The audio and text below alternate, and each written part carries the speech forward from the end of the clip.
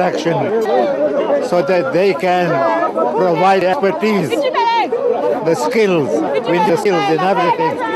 In order for the country to go forward, you've got to have education. It's the 4th year of the International Nelson Mandela Day, and all it tells people is to take a stand and inspire change wherever they find themselves, not just on the 18th of July, which is his birthday, but towards making every single day Mandela Day. From the Pretoria Heart Hospital, South Africa, I am Betsy Dibia reporting for Channel Television News.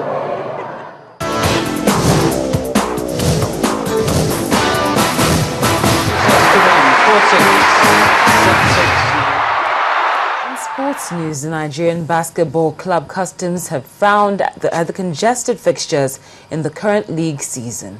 Well, chief coach of the club, Scott Naji, told Channels Television that playing 4 games in a week could undermine the performance of the teams. Well, Customs have won 9 games out of 25 played so far, or thereby easing their relegation fears. It has been a struggle for us.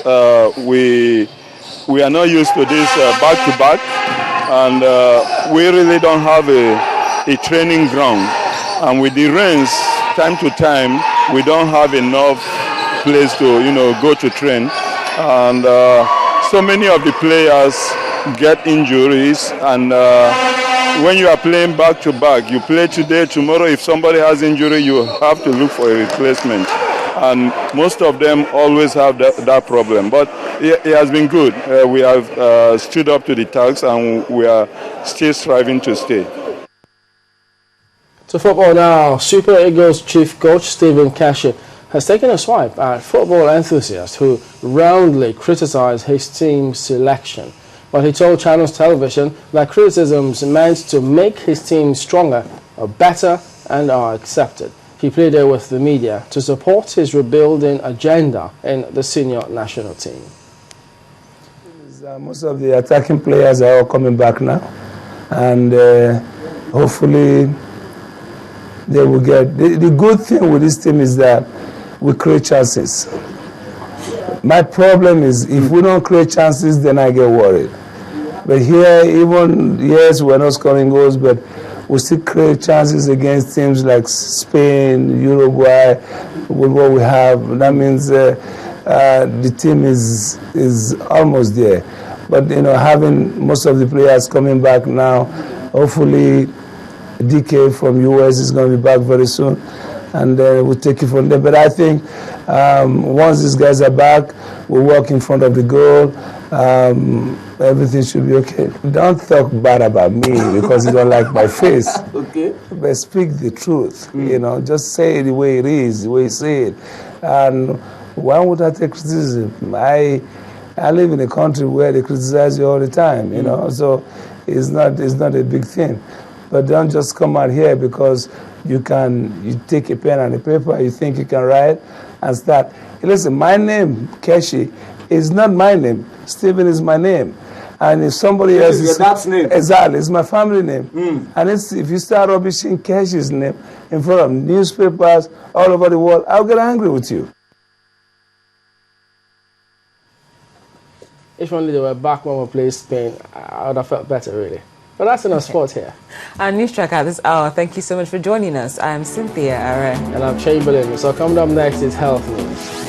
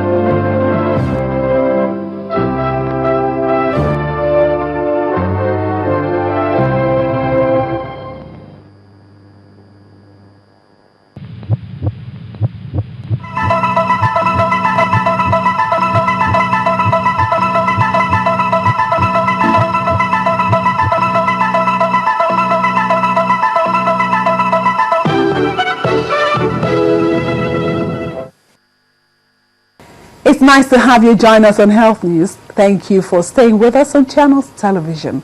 I'm Yomi Otaigwe. 12 years after the now popular 2001 Abuja Declaration by the African Union on ensuring adequate and effective control of HIV/AIDS, tuberculosis and other infectious diseases on the continent, the AU members gathered again at the Abuja Plus 12 Special Summit to review the journey so far, identify loopholes and brainstorm on fresh ideas that can move the continent to a position of achieving the health-related Millennium Development Goals and more for the African people. I'll be bringing you some of the major talking points at the summit and so much more.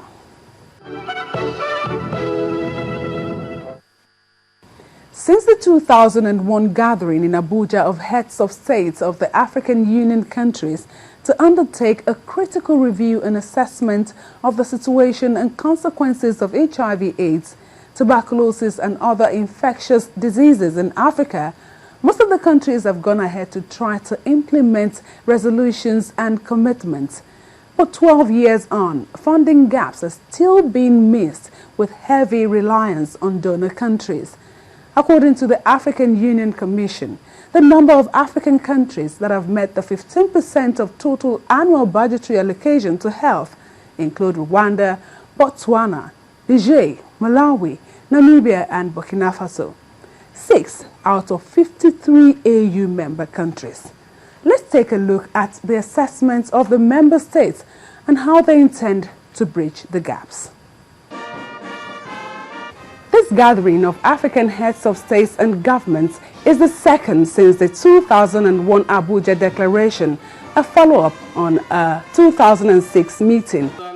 After the opening formalities for the two-day summit, Nigeria's President Goodluck Jonathan set the stage for other member states to look at how far the Union has gone with implementing its commitment to reducing HIV/AIDS, tuberculosis and other infectious diseases on the continent.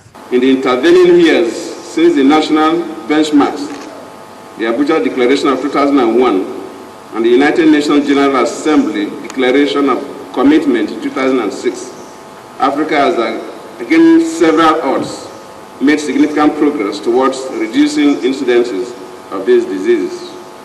Your Excellencies, distinguished ladies and gentlemen, as commendable and encouraging as these achievements are, our continent is still far from attaining all the targets to sufficiently secure the well-being of our countries and their future. Many African countries are off track in reducing the burden of maternal and child deaths, which underscores the need to reinvigorate our concerted efforts at all levels to address the underlying cause of maternal and child deaths. We also have a long way to go in terms of expanding access to malaria and TB diagnosis and treatment. Therefore, we should draw the right lessons from our achievements and challenges to scale up our strategic interventions in order to further strengthen our health systems and ensure universal access to health services with a view to achieving the Millennium Development Goals. Excellencies, significant progress has been made by member states towards universal access to health services in general and HIV and AIDS, TB and malaria in particular. The annual number of people newly infected with HIV in Africa has fallen by 25% since 2001. And the number of people who died of AIDS-related causes in 2011 was 32% lower than in 2005. We therefore need to step up actions to ensure that there are no new infections, HIV infections.